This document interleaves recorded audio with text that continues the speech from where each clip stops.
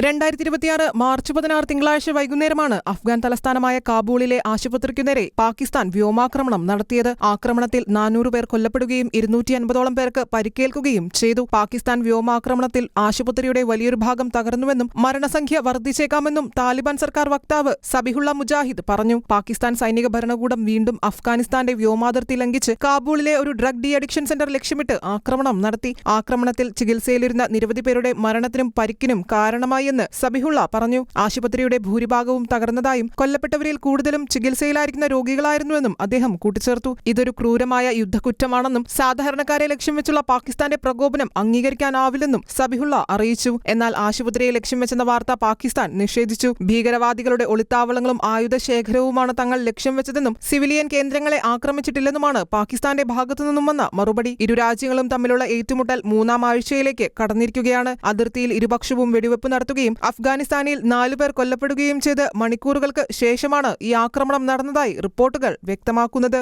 International desk, ഷെഖേന news.